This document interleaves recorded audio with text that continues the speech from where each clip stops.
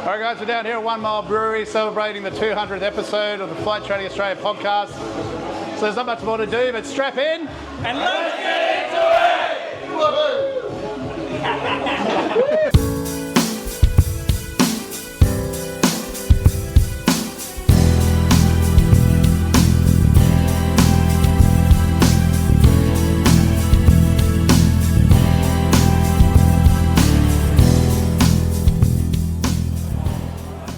Guys, so first of all, we're going to have a bit of a chat with Jared. Now, Jared has joined me at Arafura. He's had a beginning in his career up here in Darwin, doing a few things which I won't reveal just yet because we're about to talk about it. But mate, thanks for coming on and celebrating the 200th episode today. Thanks for having me. And mate, so yeah, look, do you want to tell everyone roughly where you started your flying and then we'll get up to what led you up to here. Yeah, awesome. So I started probably 5 years ago, did my CPL in Bankstown, and I would commute from Central Coast each day. And yeah, trek it up there. I was with Sydney Aviators, did that, finished the course, did a bit of travelling, and then thought it was time to take it up to the top end. Yeah, awesome. Join the search. And so what led you to Darwin? Did you know about other places to go, or you think?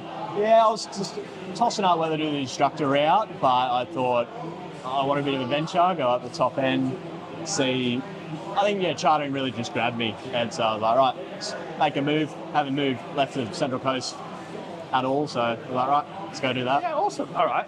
So how did the arrival to Darwin go, and then the job hunt, and obviously where you ended up first? Yeah, so it was a bit of a shock, very hot, and bought the one-way ticket, came up here, got my first job just in a bar, and thought, right, start from there. Ended up going to Menzies Aviation, where just as a rampy, throwing bags around. Yeah, it was also very hot. Yeah. And then from there, I was just talking to pilots, like, right, just really trying to network, talk to anyone I could. And that led me to talking to a fella who started skydiving, and one thing led to another. He said, oh, would you like to come down and meet the crew, maybe go for a flight? Said, absolutely. And went down to Bachelor, said g'day to everyone, and one thing led to another, and that's all she wrote. Yeah, fantastic. Yeah, it was good. All right, so skydiving's a pretty unique kind of experience. So what was that like, having, I guess, 6 POB and then landing with one? What was that like, and what was involved in getting your dropping ticket and everything else? Yeah, so certainly something different, going up with 6 people and coming down with one and watching them fall out of your plane. But first day we just did a bit of general handling, worked the door, circuits, just your normal stuff. Then after that it was a couple of jump runs with skydivers. I backseated it, just watched how my senior base did the job. And then it was just straight into it after that. I was doing runs, probably did 6, 7 of the runs, and after that I was like, right, go do your JPA, and then got the JPA accreditor in, and he took me up, just a quick flight, got the ticket, and that was it. It was off, go enjoy by yourself. Yeah, right. Yeah. So JPA is a jump pilot authorisation, for everyone's not sure. So that's an online course and exam? Yep. Yeah, not too hard? No, it's easy exam, and then, it's pretty much it. A bit of flying, and flying exam, you're done. Off you go. Yeah, nice.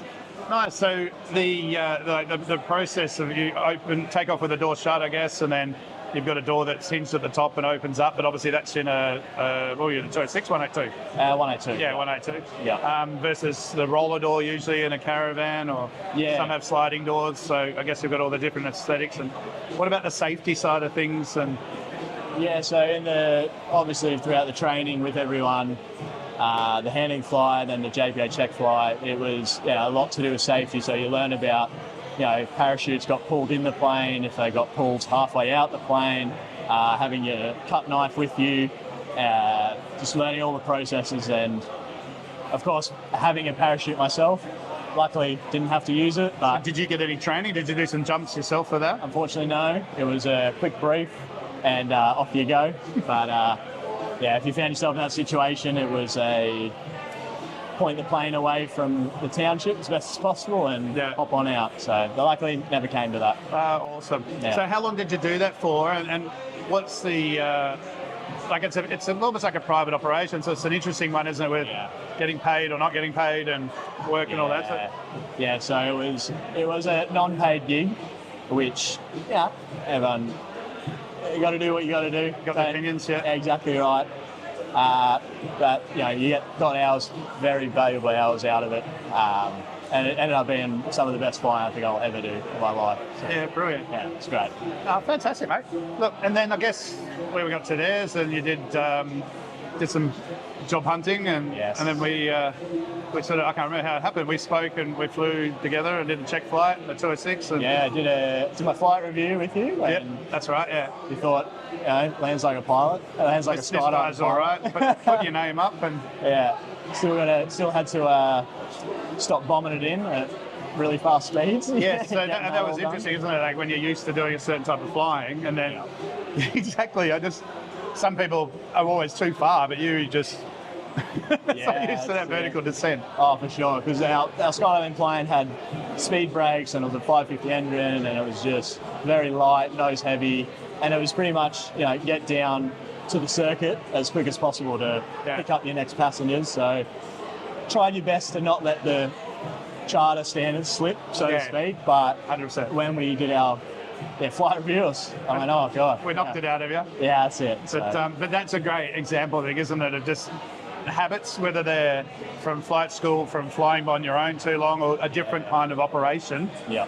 When we get into a structured 135 operation, you've got to be SOPs and stabilised approaches. And it wasn't that you weren't landing safely necessarily, but it just wasn't going to cut it for the passenger carrying kind of requirements that we have.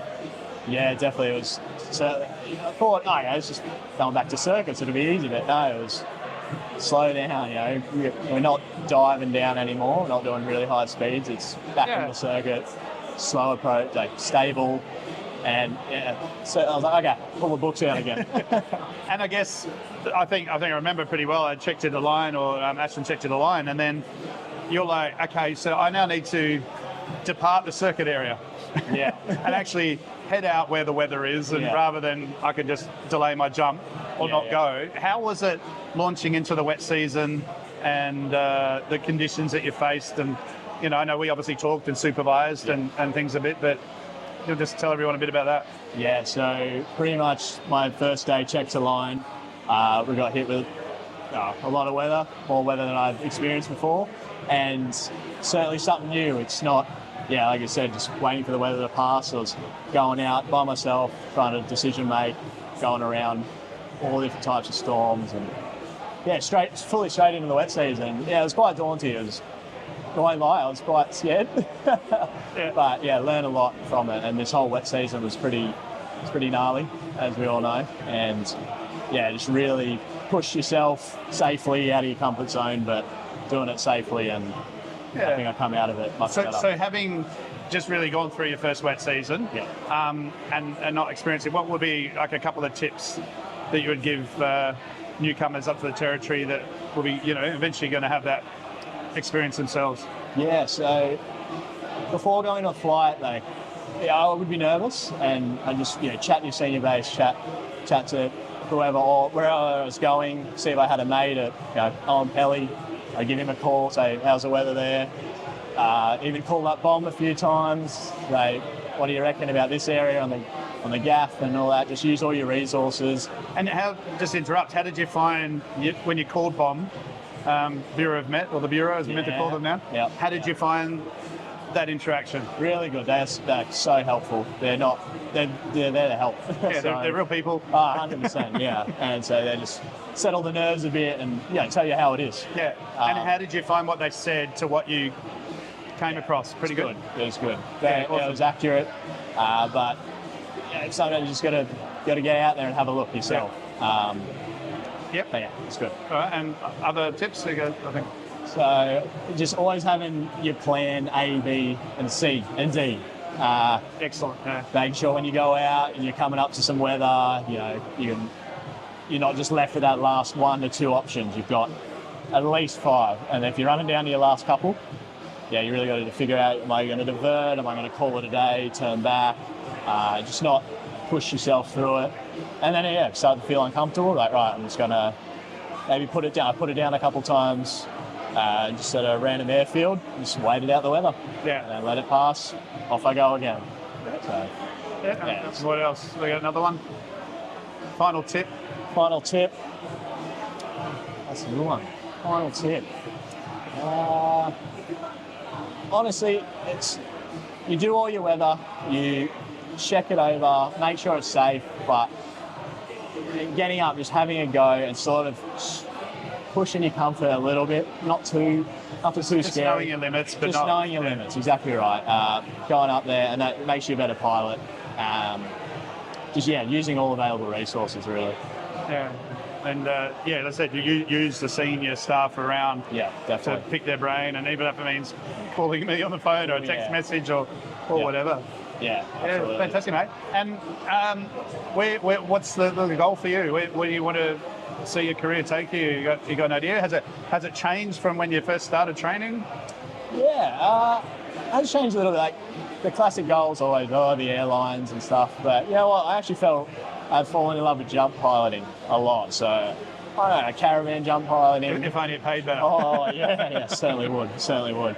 Yeah, that would be unreal. I think long-term goal still, the airlines at some point. This wet season was just focusing on getting through the wet season and just really using this job to be, just a better pilot. Yeah, good on you. Yeah, so after this, I'm open. We got some IFR to do, I think. Yes, we've got multi-engine IFR coming up, so we need to lock that in. But mate. Yeah. Look, thanks for the chat. Pleasure. All the best for wherever it leads you. And I think that's the beauty of this thing, isn't it? Like, you can have a plan, but there's so many different avenues you can go down. 100%. So I never thought I'd do jump piloting. End up loving that. Might go back to it. So many different things. Yeah, good on you, mate. Thank you. All the best. Pleasure. Thanks.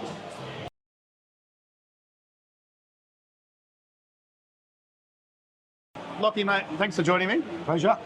So Lockie and I have sort of known each other for a few years now, and I thought it might be interesting to talk to Lockie, especially about corporate business jets and that sort of thing. So, mate, just quick, how you got into flying, and obviously, your old man is obviously probably part of that story. Well, I grew up in Darwin. I was born in Darwin. I learned to fly in Darwin. I started out as a hangar assistant, which eventually leads on to what I was chasing, which was a corporate pilot position. So I was a hangar assistant with SkyWest, and Post Barley bought a Falcon 50, and I looked after that. And I always wanted to get into corporate instead of airlines or military.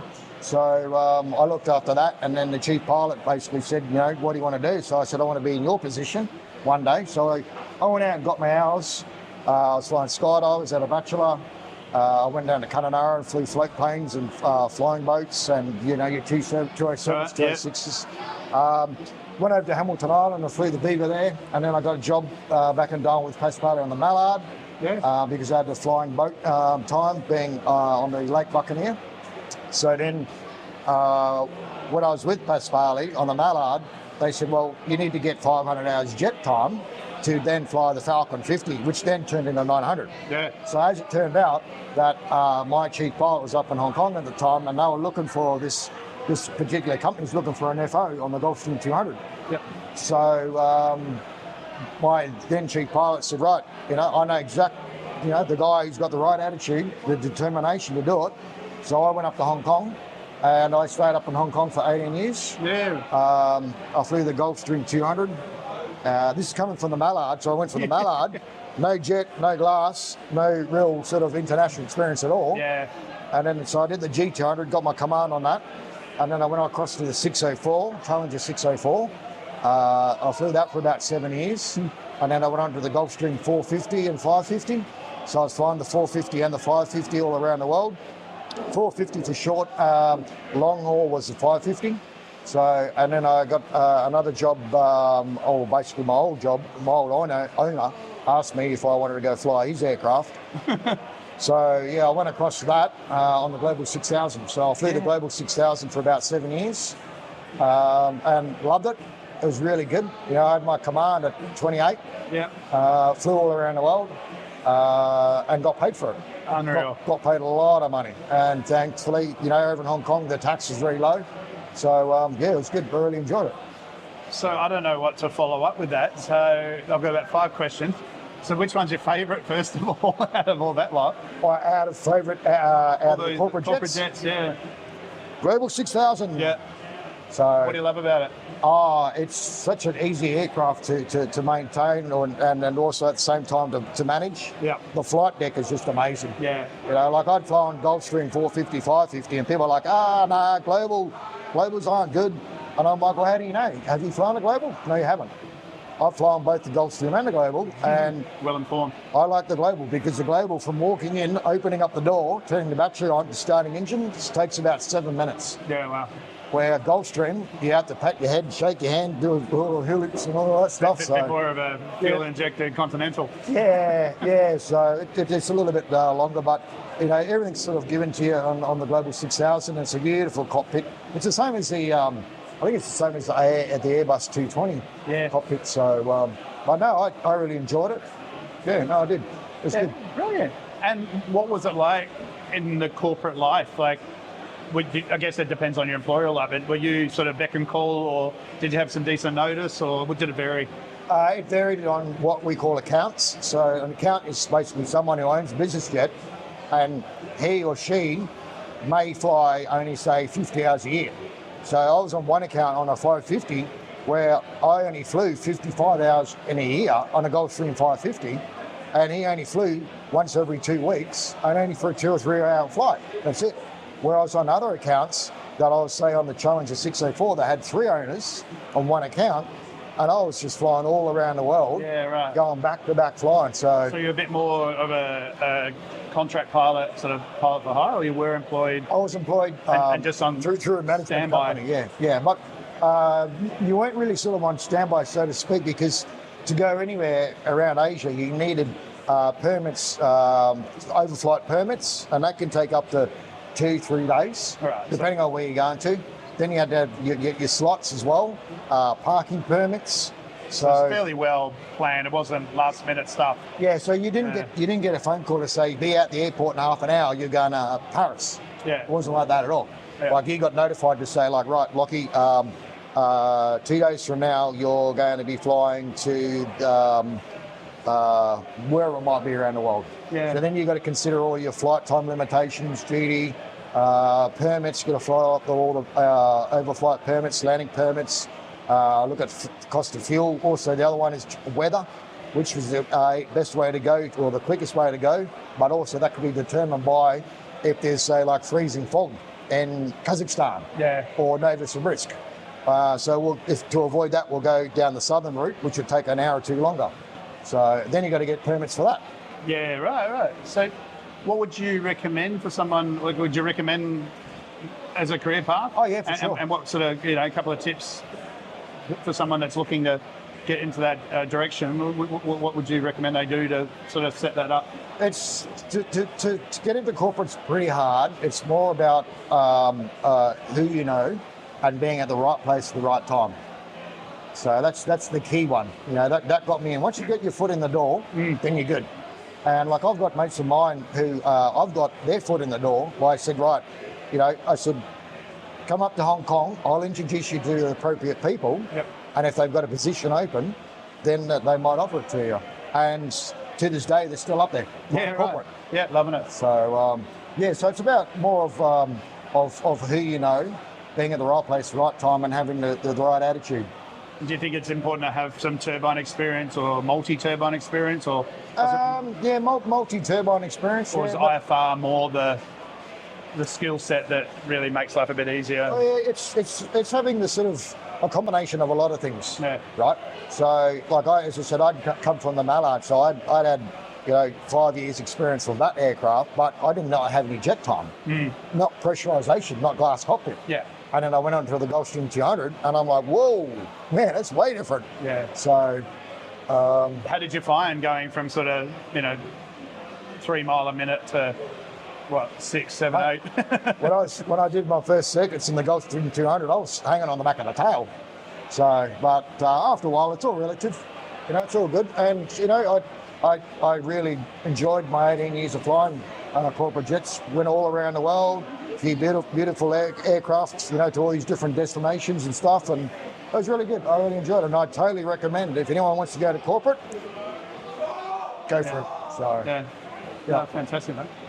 And so now you're flying a PC-12, and a bit more cushy, got more time to think about things, I guess. PC-12 is the ultimate four-wheel drive of the skies. I love it. I love flying the PC-12. Beautiful aircraft. Yep.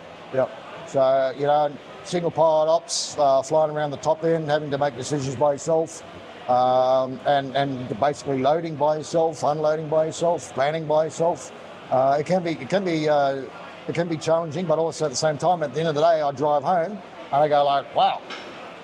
I ticked all the boxes. I did everything correctly. I did these jobs for all these people, and I'm driving home now. And typically not in a hotel somewhere. Yeah, well, that's one of the reasons why I actually gave up corporate, was that I was just living away too much in hotels all around the world, dealing with jet lag and all that stuff. And, I was just like, I just want to come back to Darwin for a lifestyle. Yeah. And, basically go out fishing, play golf, drink beer, spend some time with my parents, do some private flying, in the old man's RV6 or the DC3. Yeah, well, your dad Ron, he's well known down in the territory here, and obviously hangs out Bachelor a little bit, and we've done some flying down at the Kamali Open Day and with the DC3, and it's great. I think to share, like I am with Flynn and you and your dad, just to have that opportunity to share that passion and even just get back to some good old stick and rudder in the RV, isn't it? Oh yeah, it's great. I take the RV up, and I don't really generally normally fly straight and level because I get paid to fly straight and level. Plenty of other times. Yeah. Awesome. So thanks, Lockie. All right, well, wrapping up for you, mate. Just a few tips for those who are just leaving flight school and looking at setting up a career and not really sure what they want to do. Well, sure. You just got to network. That's the main thing. Networking. Get to know people. And just be who you are. Work hard. Keep your head down. And focus on what you want to do. Yeah. But also at the same time, enjoy what you're doing at the moment, 100%. Because the flying that you're doing, say in a 210 or a 206, you'll look back in your career later on and go like, wow, man, that was really cool. I had some great time and met some great people. Yeah, I'm glad you mentioned that, because I know people have that whole FOMO thing so often.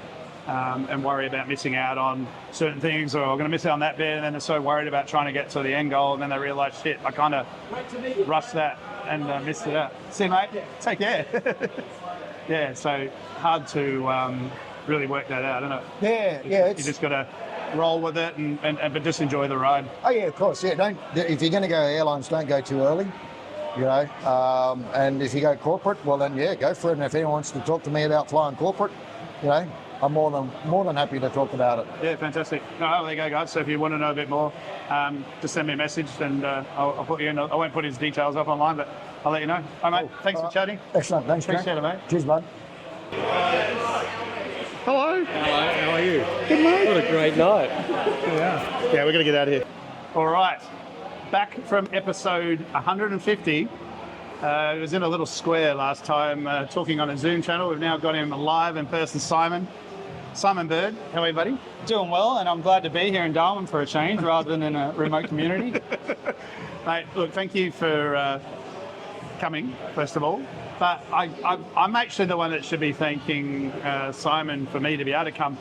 So, first of all, let's just talk about beers at the Thresh, or barbecue and beers at the Thresh. So, do you want to explain to everyone what that's about and how it came about? Yeah. And that's actually where we're supposed to be now, but because of the rain, we didn't make it.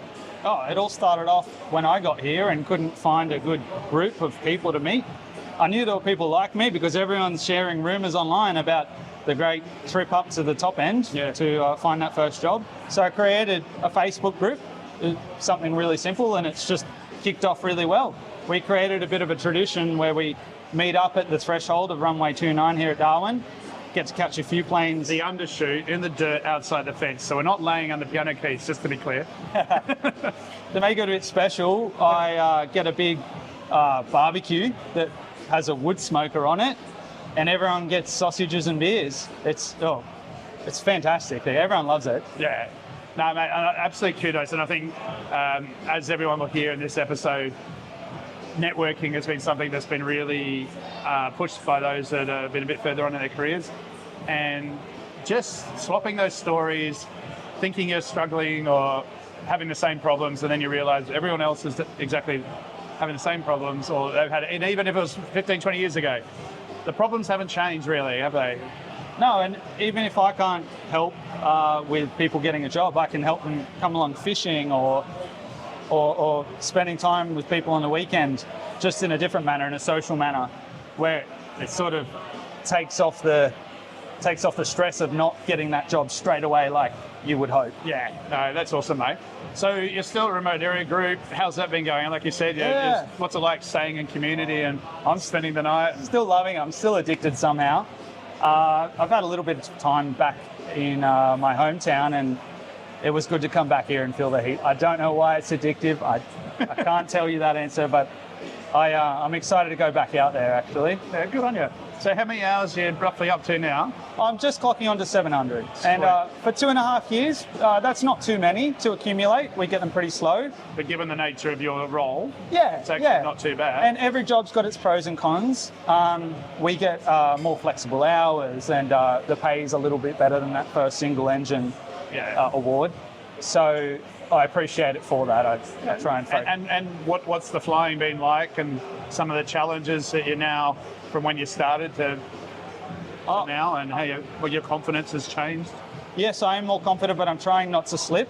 I'm trying not to become lazy, because it is a slippery slope, especially when you're part 91 and you're private and you are checking your own self in terms of decision making and things like that. Well, again, obviously the wet season being the big thing that everyone sort of talks about up here. You're feeling more confident with that now, and you know? Yes, absolutely. We don't have the pressure of passengers in the plane with us, which is a huge relief. 100%. That's a real great point. A huge benefit. I feel sorry for people when I see them circling around Darwin, and if I want to hold, I enjoy that. It's fun. It's more time in the air. It's great for me. Yeah. The storms out there, I admire them. I find them beautiful. But I have to respect them. I have to keep my distance. And I choose to stay visual if I'm in an IFR aircraft, because it's so intimidating, and for a good reason. Yeah, good on you, mate. All right, and you've had a bit of a process of applying for some airline jobs and regional and that sort of stuff. Yes. So you want to just roughly take us through, some pointers and what the experience was like, and some ideas for people that are thinking about doing that now or in the future? I'd be happy to talk through that. So when I hit 600 hours, I applied and successfully got onto a Qantas Link hold file. So I'm happy to talk through the whole process, because when I got to that point, it was a bit of a mystery. So it starts off with the online application. You attach a resume and a cover letter. They give you the opportunity to fill that in. That's pretty standard by the textbook. If you're successful with that, you move through to a bit of an online test, and it involves what's called a SHL test, which, if you've never heard of it, it's similar to the military test. They run you through a few mental math quizzes, and following that, they do a psychoanalysis test, all online in the comfort of your home. And you can't lie on this. If you lie, they know it. The algorithm knows it. It's designed to pick it up. And did you find that it sort of asked the same question different ways multiple times? And I was very curious to know if the sort of person that I am would be the sort of person that they want. Yeah. Yep. And I'm very much a people person. I am. So after getting through that, they gave me a 1 month notice to be in Brisbane for a interview and sim, which was the next step. 1 month, I found out, is not a long time, especially when you're working like I was full time. So 4 weeks can go incredibly quick, can't they? yes, and I took a week off, but that's all I opted for. Now, it's like a big exam. You need to study for it. You can't treat it like just a standard KFC interview or something like that. No, if you turn up, they say, if you turn up without study, you've got about a 20% chance of getting that.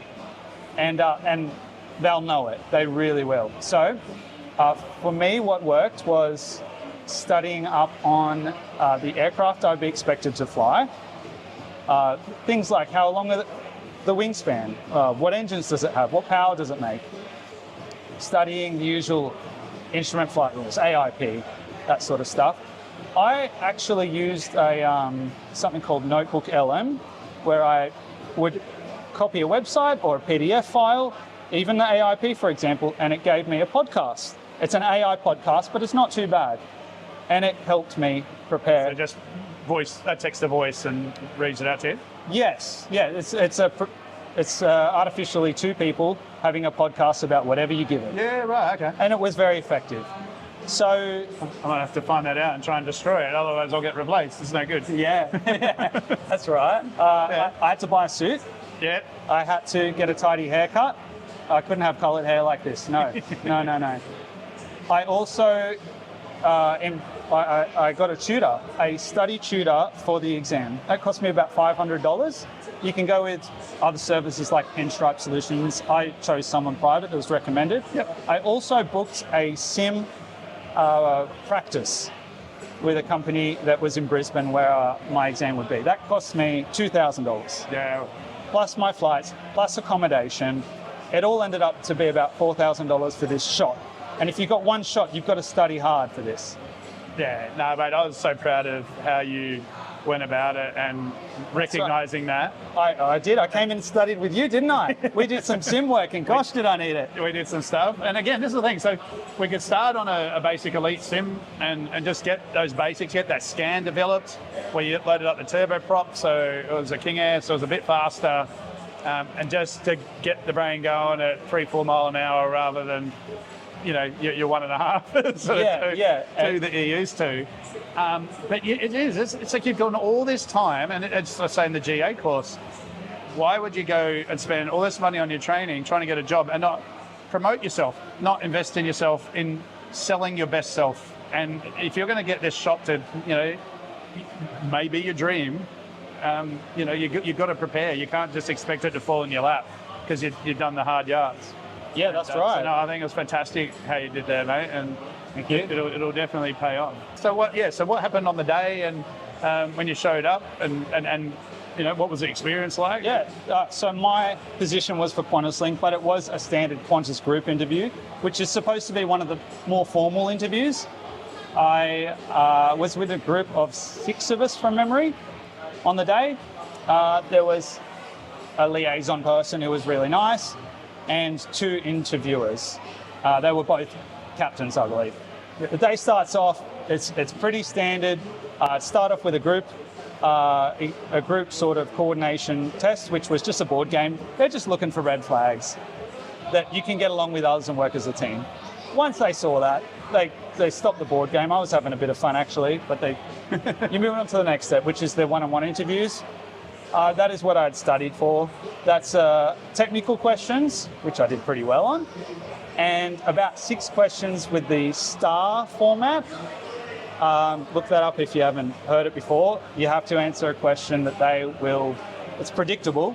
They'll ask you, for example, tell us about a time that you've overcome a technical issue during your career. And you reply with a situation, a task, an action, and a response. I think that's it. It's been a year, okay, Trent? So I believe that was it from memory. Yeah, that sounds about right. After that, you have some lunch, and then you've got the sim. The sim, for me, was on a 717 full motion. I chose to go in the left-hand seat, and you've got another student, same situation as you in the right-hand seat. You take off, level out at 3,000, do an intercept to a CDI intercept, and do a hold. They pause the sim, they then set you up for a 2D approach and a 3D approach. Now, as you know, I am a Part 91 pilot. I don't know how jets work. Yep. I just fly Cessnas and a Cherokee. But with the right preparation, I aced it. Yeah. I somehow... So you feel, having that practice sim of dealing with the inertia, the energy, the speed at which things happen, when to start the turn, to line something up. Yes. Very different when you're only sort of putting along. Yeah, it was all about preparation. Yeah. All about the right preparation. And how did it take you a second just to figure out, where are my eyes looking, and did you have a cockpit photo or an instrument panel or anything to refer to? They give you a brief and they give you schedules. For example, for our cruise, they expect you to be 7 degrees up, 77% thrust. I didn't know, what is thrust? I didn't know before this, right? Well, and it's even the 7% nose up, isn't it? So what you'll find, guys, is when you're flying an airliner or a larger aircraft, remember, of course, power plus attitude plus configuration equals performance. And these aircraft are very much flown like that. So a certain power setting, a certain pitch attitude will give you a certain speed. And they'll put you in a situation where you might be going a bit fast or slow or whatever, and test that theory out, really, isn't it? And you do that, and then the aircraft will settle in that performance, and then your performance. Yeah, well, it was a surprise for me because I thought, hey, I can do this. That's not too hard. I get what they're doing in the front of the jet when I'm in the back traveling to Sydney. Yeah. After that, they don't tell how it is. They shake your hand and out you go. It's hard, isn't it? You don't get that feedback. It's just a very closed book, and that's not to upset you or anything. It's just how it's got to be, because what you find is they're not necessarily the final decision makers. So yeah, that's hard to deal with, isn't it? You just got to walk off and either feel great or just go, oh my God, I completely fluffed that. That's right. They do a good job to make you feel great. They're nice people and they're easygoing, and they do want you to pass. They really do. Well, they need you. And they're spending money and time in you as well. Yeah. Well, a week later, I got an email saying you're on the active hold file. Awesome. Had to get a couple of vaccinations, and then, well, hopefully one day. But it's been almost a year for me now. Well, don't give up. Like I've had a couple of my ex-staff, students, multiple renewal of medicals, hold files. They kept, can you do this, do that, and then boom, finally happened. It's just ebbs and flow, and like we said, right now we're going in this funny period of hiring new aircraft, replacing old aircraft, lack of trainers. That's slowing things down. Now we've got a fuel crisis, all this stuff, but it will happen, mate. So yeah, well, I'm having fun in the meanwhile. Getting around the dusty scripts in a Cessna. 100%. Yeah, and you're getting in the twin and you're developing some time there. So yeah. I'm loving it up here. Good on you, mate. Thank you for joining me. Thank you for setting up these little evenings and letting me hijack this one. That's all right. Thanks for helping out with the plan B because it rained. Yeah, definitely. But look, anyone else anywhere in around the country, get someone together. Have a little local meet around the place. Like I said, we've got a stack of people here and just having a great time and sharing stories and just relaxing. And just good on you for doing it, mate. Yeah, cheers, you too. All right, all the best. All right, Harry has joined us now, and Harry was one of my commercial students who's just recently graduated. Mate, thank you for joining me. My pleasure. So good to have you. So, look, do you want to tell everybody where you did your original training and what that was like and how you found yourself here in the Great Northern Territory? Yeah, sure. I did my original training up to PPL in Victoria at one of the major flight schools, but not to name names, but it was good in a lot of ways, but the main issue for me was just kind of the throughput of it. There was a lot of pace for RPL, but much less for PPL and beyond that, trying to get enough hours in a month. And then around a certain time when I was like experiencing very long delays between flights, I listened to an episode of you talking about exactly this. I thought I'd give you a call. So I ended up here. It was a big move, leaving the fee, like the loan structure, and just saving up to come and do the whole move your life to Darwin. But it's been pretty good. It's been a good change. I don't regret it. Yeah. And I think one of the key bits there is you had a job that could effectively transfer to here. So it's been good to sort of support yourself over truck driving and things and delivery. I didn't really do that in Victoria. When I finished like a bachelor's degree, and then I just spent about 14 months saving up to come do the license and have a little buffer so that I could get by. But luckily I found work up here in 3 days, because when you come in the dry season, I think everything ramps up and it's pretty good. So I got into just truck driving up here. But Yeah, no, I worked on a ramp at Melbourne. That's right. Before here. Yeah. But obviously there's a difference between making 40 grand and saving 40 grand is what I like to say. And it took a while, but once you have it all and came up here, everything works out. Just had something to stabilize and then made the time for it. And did you do the fee help because you thought that was the only option, or it was kind of the best option in the area, or did the idea of sort of trying to save and put yourself through it was just so horrifying? Or? No, originally I did it because it was the first thing that I thought I could do, because I started like long before now. I started actually in 2019 in RPL. I was in a different degree that I didn't really feel excited about. My friend told me, "Oh, you could. Why don't you just go fly planes if you want?" I'm like, "I can't afford that." He's like, "You can do that through uni." So I just signed up immediately and didn't really check any other options. But yeah, no, I don't know if I would have done it differently. I didn't. I was straight out of high school and I didn't really have any savings to play around with or any real understanding of anything. Look, but I just went straight into it and it worked out well. It got me into it and got me excited. I think that's a really great point, because a lot of people are sort of coming across aviation out of a career guide rather than necessarily always looking up at the sky and looking at airplanes. And is that what you sort of found? It wasn't necessarily something you're always looking at doing. It's something I always enjoyed, but I don't know why I was never really exposed to it. What wasn't provided as an opportunity or presented as an opportunity? I just didn't think it was possible. I always heard that it was really expensive and hard to get into. I mean, my granddad used to fly as a hobby, but he never made it into a career. And I think that I don't really understand like the whole story of that, but I know that he ended up, taking out lots of loans to pursue it as a hobby, and it was very expensive, and I think I might have got that impression. But also just looking at stuff, I was like, oh, okay, what do I know about flying? I know Qantas. I'm like, how do you get to Qantas? An absurd amount of money and time, and I thought that was inaccessible. So I thought, oh, there's fee help. I'm out of school, I have no money, why not go do that? Yeah. So how much fee help did you end up with, and have you knocked any off yet? Yeah, I've knocked a bit off. I think all up, the whole thing was originally over, I don't want to get it wrong, but I think it was over 120 for the whole thing. Yeah. Which is a pretty bad deal in the scheme of things, but it's also because it's attached to a bachelor's degree, which is, neither here nor there. But I ended up with about 80, so I got like 75 left, and then I needed another 40 to come to the CPL. So. Yeah, and I think this comes up with people a lot as well, with bachelor's versus diploma versus, they're really structured to attract the fee help funding. You don't really need that to get a job. Not many people ask, do you have a degree or diploma?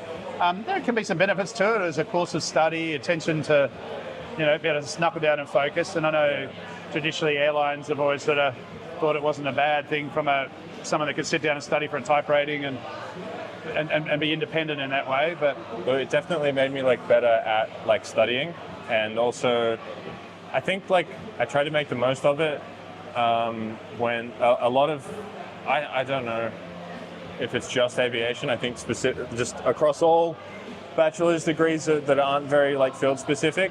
This one was an aviation management degree. They kind of get filled with a lot of stuff. Yeah. And then when they fill it with a lot of fillers, yeah, and then it's a lot of group work, and then the positive out of that is if you really want to get something out of it, you learn how to deal with people who don't want to work and work around that. But otherwise, it can be interesting, but it's very dense for what you actually get out of it. I think it's really good. How did you find training up here in the Territory? Just a disclaimer, he did it with me, so he's not going to say anything bad. But no, horrible. What was it like? No, it was great. Because I came up here with a PPL and 100 hours, and I went down and I did 70 hours of hour building and 30 hours of 210 CPL. And both of those were just even though I already had 100 hours in a private license, those were completely new experiences to me. Flying a 172 on a private license outside of flight school was just on its own. It's just a 172, but it's outside of the flight school structure. I was much less limited with where I could go and what I could do with it.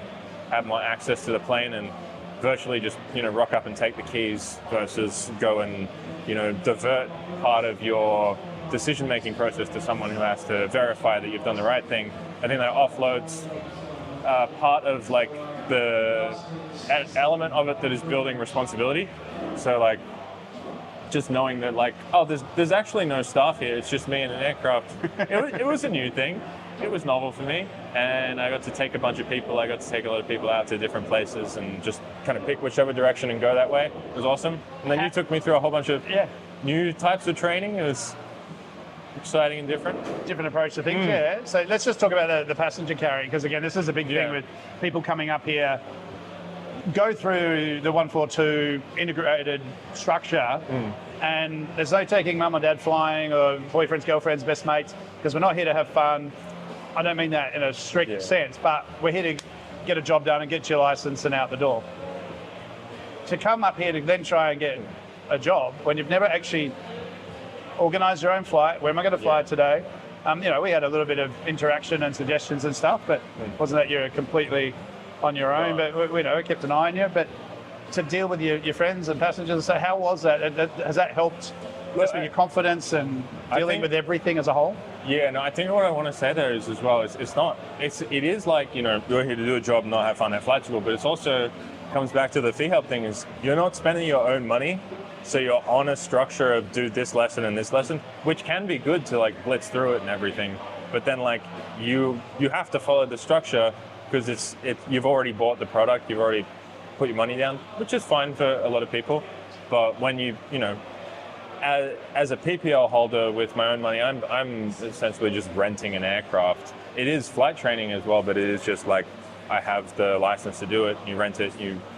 As a PPL, you should know all of the carriage requirements and how to take people and everything.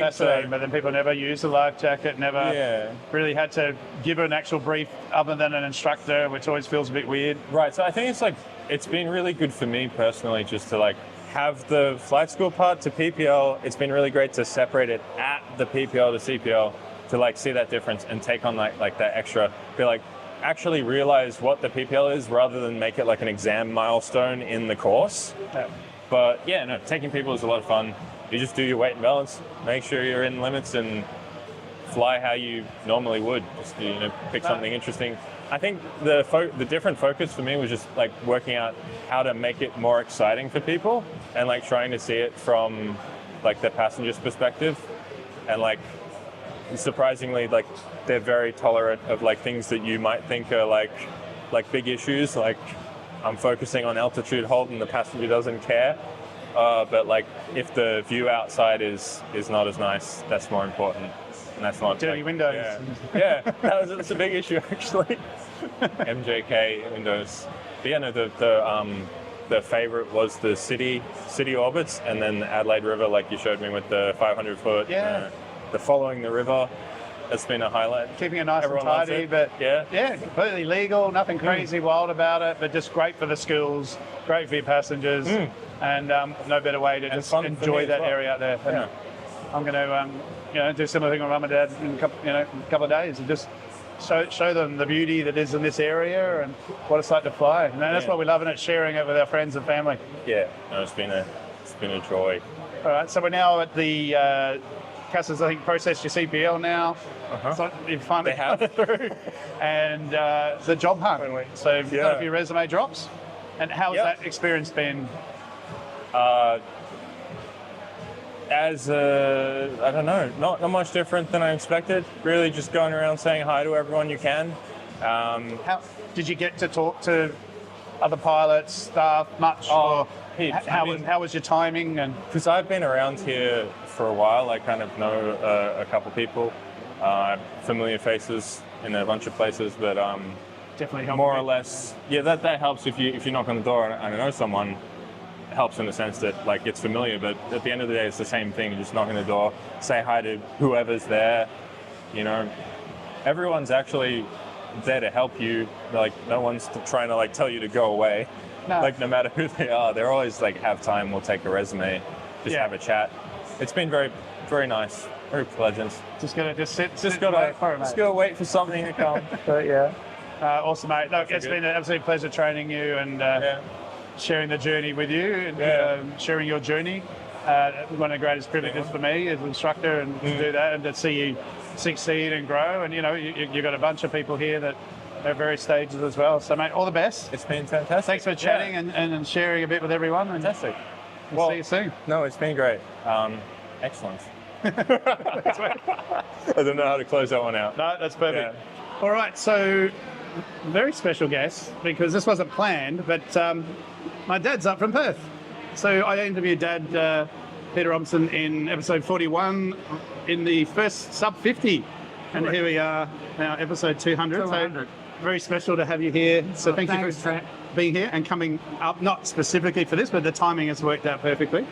It's an honour to be able to have a chat, say hello to everyone, and I'm sure that you probably won't remember all the stories I told you in 41, so I can repeat them again. Yeah, but no, we can do that later on. Yeah. But definitely it worked while listening to that. So what have you been doing as far as I know you're missing flying, but Yes, yeah, I'm missing flying. I don't miss the early mornings, I don't miss the suitcases, I don't miss the checks, I don't miss the medicals, but I do miss getting in an aeroplane, and I miss, most of all, the people.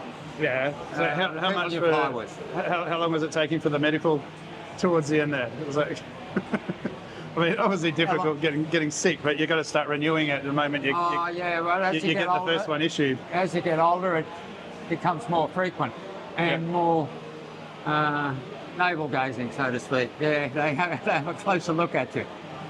So what has it been like, with the decision of approaching retirement, and then the day? And I still remember, obviously, that day coming back into Perth and the weather and the rain, but everyone turning out. But it must be a really hard decision to walk away from it. And It is a hard decision, and but you do get to a point where you know that it's time, and a lot of it is to do with just being able to keep the speed up, keep up with what's going on, the changes. It is a young man's game.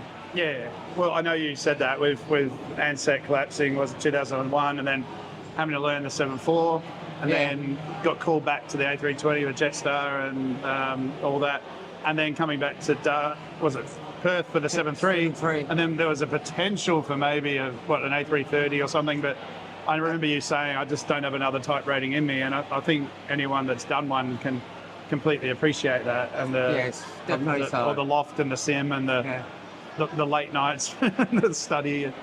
Yeah, You just want to be able to just you do have cruise to for a have bit. a lot of reserve and a lot of energy, and a lot of ability to take on new stuff. But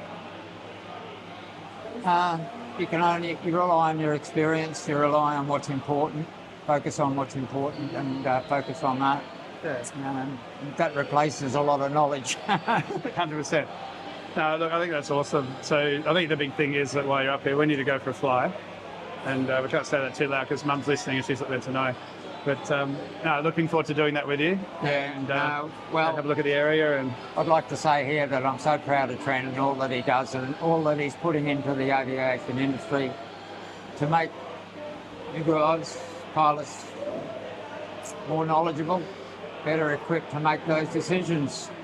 And those decisions don't come easy, especially when there's a lot of things happening around you and it's happening very quickly. And be prepared to make a hard decision because you won't regret it down the track. no, and I know you gave some thank you. First of all, thank you. But some tips for those that are, I know you gave some last time, but maybe they're the same, but we've got to keep rehashing this stuff. But just a couple of tips for those that are launching into the industry, and there's a bit of frustration at the moment because things have slowed a little, but as I say, they will get a job eventually. But just some ideas for them to help be prepared and ready. I think stay focused on what you really want to do, maintain that goal, keep, be here like a lot of these guys here. There must be 50 or 60 guys here, and they're networking. They're talking to each other, and you just don't know when it's going to come. Just make people aware that you're interested, you're keen, and you're reliable and trustworthy, and it'll come. Yeah. Patience. Yeah, I think that reliability definitely a big one. That I've always felt trustworthiness. Well, especially now, younger people getting into roles sooner.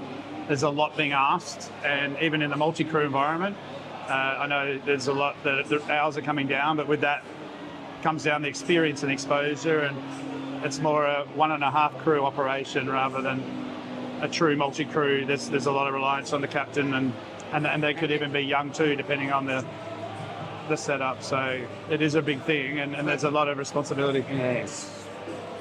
And the more knowledge you have, the better understanding you have of the standard operating procedures, and the ability to apply them allows you to be a positive contribution to the cockpit gradient. And the captain is relying on you to provide information and background knowledge to him, so that he can make the right decision at the right time. Yeah, 100%. Yep. Definitely. Lovely talking to you, boss. Thanks, Dad. Thanks for coming. And Yeah. I'll see you in the next few days. This is good. All right. The next victim, as I say, is Will. So Will, I had the pleasure of doing his instrument rating and multi-engine rating about, nearly a year ago. I think the IPC is...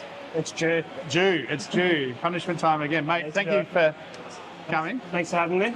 So Will's also joined Simon and helps put on the barbecue and the beers at the fresh, as we say. But right. Mate, how's it been? So you started off in a bit, the RA field, I guess. Yeah. So do you want to talk a bit about RA and how you eventually found your way into GA? Yeah, so I suppose that's sort of the introduction I had into the flying world was through RA, and ended up getting my RPC through that. After that, I was, converted to RPC, and then part-time just kept going through the flight school and ended up getting my commercial license after that. And then luckily enough was, afforded a RAOs instructor rating, and then ended up teaching in RAOs. So yeah, it was good fun. Got to see a lot of, new students coming through, and it was good fun. Yeah, I had a blast. It was good fun. And that's sort of, I think, where we first touched base, wasn't it? You sort of reached out and, thinking about, do I want to keep instructing or, move into the GA field? And how was that decision then to sort of take the blind leap into Darwin? It was the best decision I've made, I think. It definitely makes you realise that you need experience to be an instructor. Yeah. To actually go and instruct, not just blindly doing it because it's hours in the logbook. It was the best decision I ever made. And thank you for taking my phone call when I needed it, because I definitely needed that phone call. That's all right, mate. That's all right. That's good. So doing your instrument rating and things, and then how did you go from that to finding a job up here in Darwin, and what was that process like for you? It's just like everyone else, like hand your resumes in, just show face, and I suppose. Did you have to wait long? Yeah, it was probably a good couple of months, probably 4 or 5 months. Yep.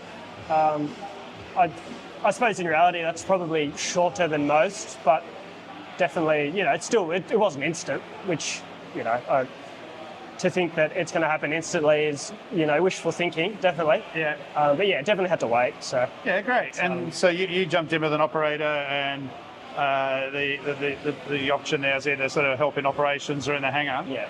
And I know at first I think you were sort of, do I really want to do that? And certainly in the wet season, it's one of the hottest places to be. And getting up super, super early at 4:30 was a bit rough. And but that's going to happen as a pilot anyway. I warned you about that. No, I know.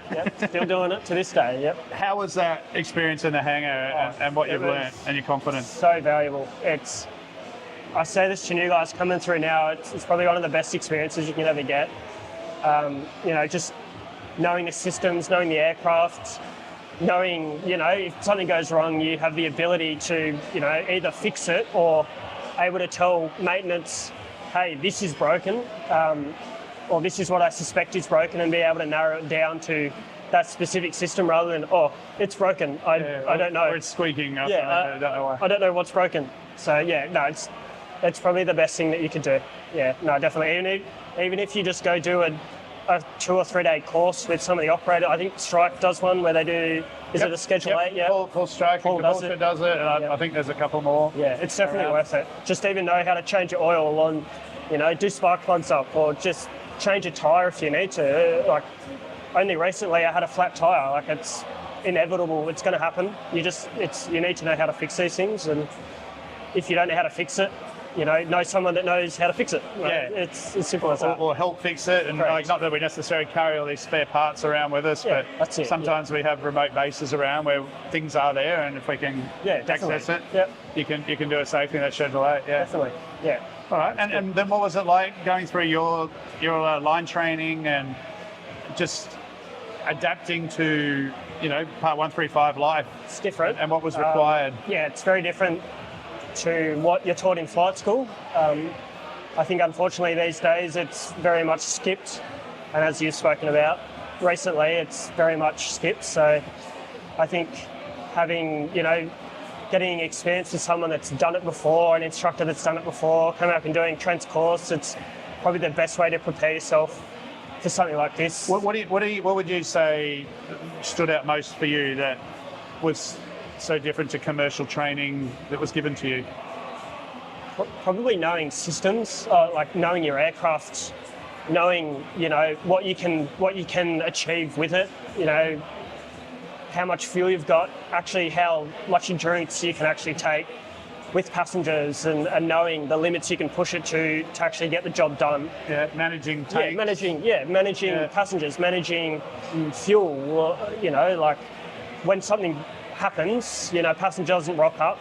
Okay, can I actually make it back to Darwin with the fuel that I've got? Like it's definitely something you're not taught. Just thinking back, it's like, oh, I've got this much fuel. Yeah, I've got this much endurance. Sweet, let's go.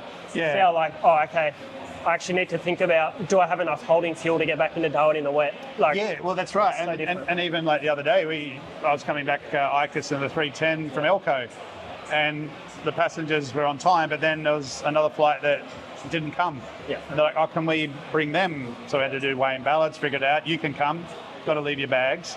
Yeah. But I'm thinking, okay, last flight, we're VFR. So I can fly IFR in clouds, but my aeroplane couldn't, so that really was useless. Yeah, it's a real problem. Battling last flight and tempo in Darwin, it cuts your day short very much so. Yeah, well, we didn't have the tempo, but we had whatever the emergency was. Yeah. And then we had 18 airplanes holding, and then we didn't know how long. And that's on a good day. Yeah. So sometimes it's not just you, your flight, and last flight.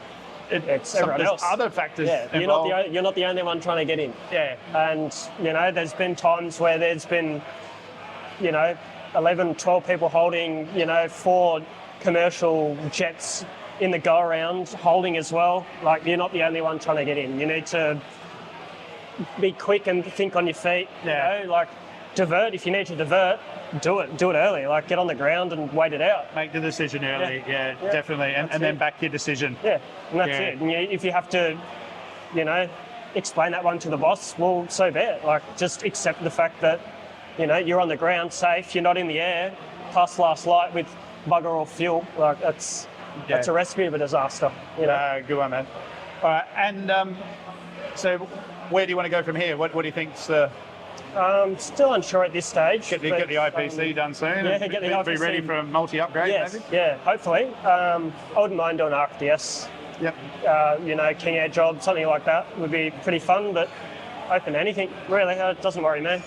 Just enjoy the ride. Yeah, good. I think, enjoy GA while you can, because you'll be wishing, when you're up at 40,000 feet, wishing you were back in GA, having a bit of fun. So, yeah, that's all I can say. Good on you, mate.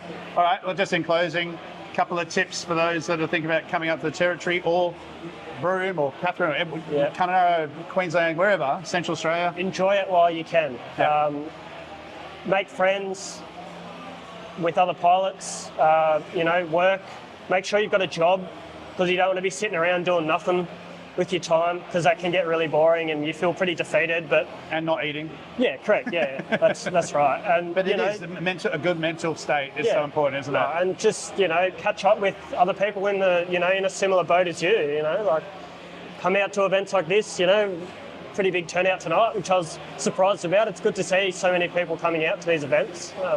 That's what we do it for. Yeah, You know, I think it's fantastic. Yeah. And like I said to Simon as well, thank you for letting me hijack tonight. No, it's great. I'll try and Go come for it. as well. And again, Yeah. you know, we've got some airline pilots here, we've got corporate pilots, we've got medical pilots, good experience, and job seekers. So it's gold, if you ask me. And I think everyone tonight has pretty much mentioned networking, enjoying the ride, and just upskilling and just having fun. Because that's what we're all here for, guys. Just have fun. There's a serious side to it and professional side for sure, but just enjoying what we do, and what a bloody awesome thing we do get to do. So And everyone gets their opportunity. It's, you know, sometimes it takes a little bit longer, but at the end of the day, everyone gets it. So just enjoy it while you can. Yeah, no, absolutely, mate. Right, look, I wish you all the best. Thank you for joining us. That's right. And sharing us some insights there, mate. No worries. Appreciate it. Thanks, mate. All right, group interview. We're going to do a round table here now, guys. So, Anna. So, Anna, you've been working a lot on the station and now coming up to do some flying. You had a couple of hit and misses, and now you're up here working in the hangar. How has it been? It's been good. It's been good. It's definitely a lot of instructors talk about not a straight line journey. It's definitely had a few curves thrown into it, but I take it all as a learning experience, and it's been really good. Yeah. I'm glad where we ended up. Yeah. And look, you did the course for me in a little bit of flying, and how did you find that process and just adapting to something like the 210 and Darwin flying in general? Absolutely. So I came up in the dry, which was quite nice, and very different to what I'm used to down in Victoria, and a big step up into Darwin CTA, which is really good having you there going, hey, what do I say? But it was really good. There's a few things with the 210, which is definitely the experience behind you, blending from that. So no, it's been good. Yeah. And how are you finding getting on the tools and working on the engines and the aircraft and helping with that side of things? Yeah, it's been great. It feels comfortable because I'm used to working on tools, being on the farm, and it's some great people in the hangar, and getting to work on aircraft, which you don't get exposed to in a typical GA flying school. It's really great, and especially if you get sent out bush or if you have any troubles, you can problem solve from there. So it's been invaluable. And hopefully flying very, very soon. Yes, not long. Absolutely. All right, now, this guy, so we're getting washed out here. So how have you gone with working on your funds and getting them excited? I'm going to spin this around here. Hang on, there we go. All right, so how are you going with flight school life, and then the challenges of saving and trying to work and get yourself that opportunity to get that job when there's still a bit of more money to spend? So apparently I started training out of my pocket as well. So I've been saving up for a couple of 5 years. It took me 5 years to save up. And I decided to follow my dream, which is to become a pilot. And I was like, all right, cool. And then now I'm working as a freelance to save up more to afford, more rating, I guess, and hoping to get more opportunities. And And what's the goal? What do you want to try and do, and where do you want your career to go? So my goal is to fly with flying doctors, because Australia has given me a lot, and then I was like, what's the best way to give up to Australia? And then I was like, the best way is to fly with flying doctors, and that saving lives, and that's a noble job. That's my end goal. No, that's a noble cause. Like I said, having done the aeromedical, mate, it's a really rewarding career and opportunity. So, all the best, mate. Good luck. Thank you. I appreciate it. All right, now, you guys do some flying together? Both of us. Yeah, not yet. We have never flown together. Never flown together? No, but unfortunately. Graduated last year. year. Where did you do your training? And we did our training at National Aviation Academy And Townsville Helicopters. Townsville Helicopters. Yeah, and then we met there, and then yeah, sort of moved on from there. So we lived in Tasmania for a bit. I met her family, and now we're in Darwin just on the job hunt, although she's found work, so one of us down. All right, so this is awesome. So this is a great opportunity to talk about the dynamics because it's not easy. My best mates, Byron and Carrie, you'll meet them in a minute, who have gone through this process and who gets the job and who goes where, and maybe you get one somewhere, maybe, and somewhere else, and how you're going to manage that. Obviously, you guys have had a bit of a chat, and we've talked. How have you sort of hopefully mitigated and thought about how this is all going to work? Well, I'm helicopters and he's fixed wing, so there's a little bit of separation there, so it's not like we're going for the same jobs at all. We kind of talked about in Tassie and here, like if one of us gets a job, that will be the priority if it's flying work, and then we'll let one person build the hours. And then once they've got a few hours, we can move somewhere that might be more likely to get work for both of us. Yeah. So I've got a job here, so we'll stick around here for a while.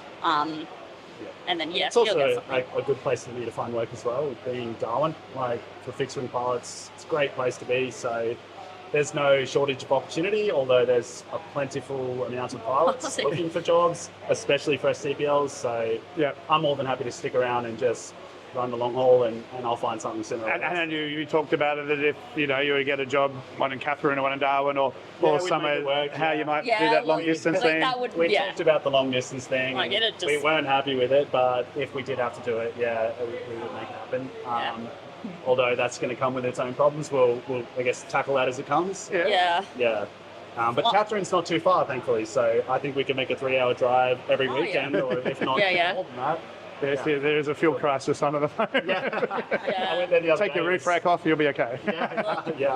Apparently inflate the tires. We went there the other day, and I think it was upwards of like almost $300 there. Fuel. So, not cheap, but Yeah, I think flying's definitely the priority, and then we'll do that for as many years as it takes to build hours. And you're looking at going airline level maybe, or where do you think you might be? Because that's my goal as well. Otherwise, flying float planes, really passionate about that. So and then airlines eventually, but the first goal is RFDS or float planes. And trying to curve those career progressions with some close proximity. And what about yourself? What are you looking to doing? I'd like to do like utility type work. I'd love to work for Helicopter Resources in Hobart. That's like my end goal, basically. All right, hopefully they're listening. Yeah. Well, they may be. James, everybody listening to this. But whatever it takes me to get the hours to get there, basically. How is the progression in helicopters and trying to find those roles? What's that like? You start off in tourism, pretty much. Build the hours that way. Some people go the flight instructor route. That's a lot of good hours there. And then once you get it, you get a turbine rating at about 500 hours, and then you can go on to like fire bombing. That's a big one. A lot of people go straight from here to Canada once you get a turbine, so that's really cool. A lot more work there. There's a lot of work there, and they take Australian pilots. That's cool. Fantastic. Good luck, guys. I hope it all goes well. Thank you. All right, lucky last, Michael. So what's brought you up here too, mate? So I did my RPL and PPL at RMIT. Got chewed up and spat out through COVID, so jumped ship over to Lilydale. Really loved the experience there. They're really excellent crew. They know their stuff. Completed my CPL there. Yeah. So how did you find that sort of the big fee help, larger school environment to something a bit smaller and more personalised? The biggest advantage is it all goes on fee help, which really makes it so accessible to just about anyone, especially at a young age. But because it's such a large organisation, you get stuck with the downsides of it. It just didn't work out for me, and it hasn't worked out for a few other people I know who have ended up jumping ship to other training organisations like ones in Ballarat, Bacchus Marsh. Yeah. So I went through Lilydale, got my CPL there on a fleet of Pipers. And then I've come up through Adelaide and then Alice Springs up to Darwin. So took about 2 months off, quit my job at a supermarket to do that. I've ended up here, just about ran out of money, and now I've just in time, I ended up a job with Mirren at Darwin Airport. So I'm doing ground handling there. Yep. Which is, honestly, it's been great. It's all I can ask for. I get to work around planes all day. I get to surround myself in how these operations work on a day-to-day. And I'm at the airport every day. Well, there you go, isn't it? And then that's the thing, isn't it? With these operations jobs, throwing bags or whatever, I think far more beneficial, isn't it, than just working in a cafe or Bunnings or a bottle or whatever. At least you're around thing, and plus coming back to this whole networking thing again, getting to meet people. It doesn't necessarily mean you're going to get a job there, but just lets you pick their brain. And you're not going to meet, the exact network you need every day, but you need to be there when it happens. Yeah. So I'm planning on working here for a good couple months, save some money up, build the coffers up, and then start throwing resumes around Darwin Airport. And with people to know, it's going to really help to know where to apply. Yes. Yeah, exactly, because not everyone's hiring when you want them to, and that sort of thing. And how long since you've flown? Have you been doing some flying to keep yourself up to speed, or are you going to jump to 310? Or I haven't flown since about mid-January. So all of my funds went into just living at the moment, especially with the fuel crisis hitting when I was in Coober Pedy. The drive up from there to Alice was a little bit painful. But at the moment, I'm making a profit, saving some money up, and then I reckon in a couple of weeks I'm going to head down to MKT, rent a 172, get my experience back up again, and maintain that. Yeah, good on you, mate. All right, well, all the best. Good luck. Thank you. Thanks for coming on. All the best. Teacher. All right, guys, that's it. Thanks for watching. Thanks for everyone for coming down and celebrating.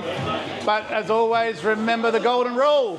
Aviate, navigate, communicate. Bunch of liars. See ya.